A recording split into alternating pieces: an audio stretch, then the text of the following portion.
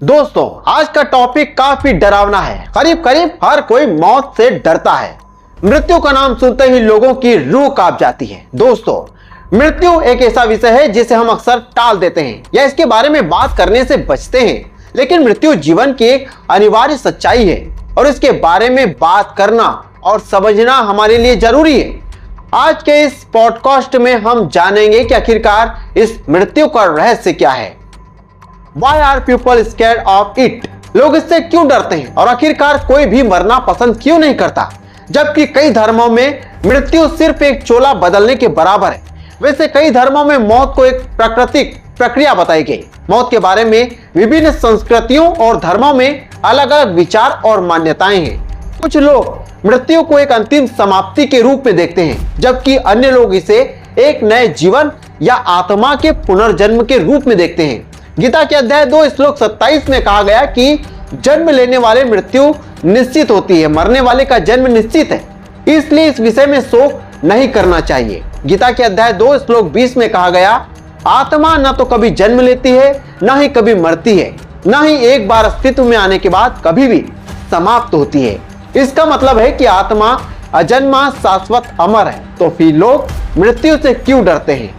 वैसे अलग अलग रिलीजन में डेथ की डेफिनेशन को अलग अलग तरीके से डिस्क्राइब किया गया है।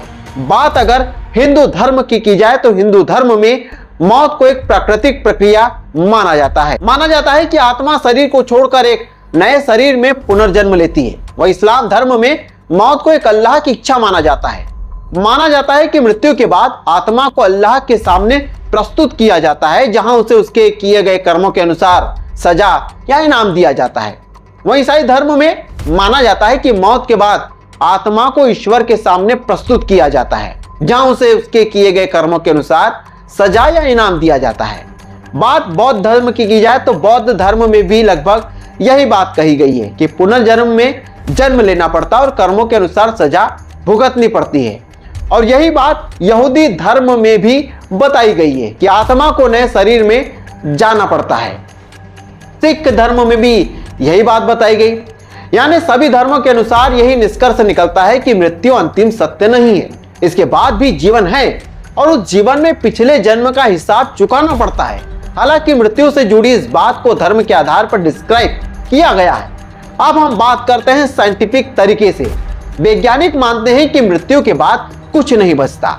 यह एक जैविक प्रक्रिया है, यानी जीवित व्यक्ति के शरीर की सभी जैविक प्रक्रियाएं खत्म हो जाना। एक व्यक्ति की सांस रुक जाती है और उसका मस्तिष्क बंद हो जाता है, जिससे सभी जीवन प्रक्रियाएं बंद हो जाती है। यह इंसान मर जाता है। विज्ञान तो यहां तक कहता है कि मरने के बाद कोई दूसरा जन्म नहीं होता है, यानी एक बार मरने के बाद आप दोबारा इस धरती पर नहीं आ सकते। स्टीफन हॉकिंग ने मौत पर अपने विचार इस तरह से व्यक्त किए थे। उन्होंने कहा था कि मस्तिष्क को एक कंप्यूटर मानना चाहिए जो अपने घटकों के खराब होने पर काम करना बंद कर देता है। उन्होंने कहा था कि खराब हो चुके कंप्यूटर के लिए कोई स्वर्ग या नर्क नहीं है। यानी स्टीफन हॉकिंग यहां उस थ्योरी को गलत साबित करना चाहते हैं जो बात धर्मों में बताई गई। हॉकिंग मानते हैं कि विज्ञान के नियमों के अनुसार ब्रह्मांड अनायास ही शून्य से निर्मित हो गया। आइंस्टीन धर्म के बारे में अक्सर बातें करते थे, लेकिन किसी व्यक्तिगत ईश्वर में विश्वास नहीं करते थे। तो दोस्तों, क्या कहा जाए? मृत्यु के बारे में क्या बात करी जाए? धर्मों की बात माननी चाहिए? उनकी नजर में मृत्यु सिर्फ एक चोला बदलने के समान है, या फिर उस विज्ञान की बात जिसकी नजर में मृत्यु एक प्राकृतिक क्रिया है? दोस्तों, सच तो यही है कि मृत्यु एक प्राकृतिक प्रक्रिया है जो हमारे जीवन के अंत में होती है। यह एक ऐसी घटना है जो हम सभी को एक दिन अनुभव करनी पड़ती है।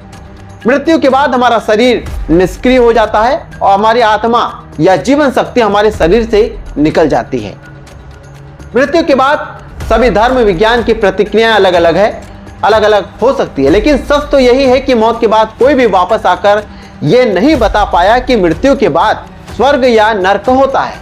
मृत्यु के बाद क्या होता है, यह एक ऐसा प्रश्न है जिसका उत्तर हमें पता नहीं है। विभिन्न धर्मों और संस्कृतियों में मृत्यु के बाद के जीवन के बारे में अलग अलग मान्यताएं हैं, जिसकी वजह से सभी धर्मों ने इसे अलग अलग प्रकार से डिस्क्राइब किया है। यदि हम मृत्यु को एक डरावनी और अनिश्चित घटना के रूप में देखते हैं तो हम अपने जीवन को पूरी तरह जीने में असमर्थ हो सकते हैं। लेकिन यदि हम मृत्यु को एक प्राकृतिक और आवश्यक प्रक्रिया के रूप में देखते हैं तो हम अपने जीवन को पूरी तरह से जीने में सक्षम हो सकते हैं।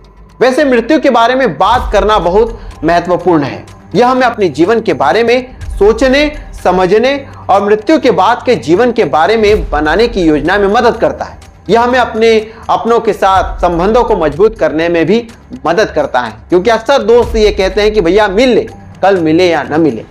लेकिन मैं आज के टॉपिक पर इतना ही बात करना चाहूंगा। अगर आपको मेरा वीडियो पसंद आया हो तो मेरे चैनल को सब्सक्राइब जरूर कीजिएगा और कमेंट करके बताइएगा कि नेक्स्ट वीडियो किस टॉपिक पर लाया जाए।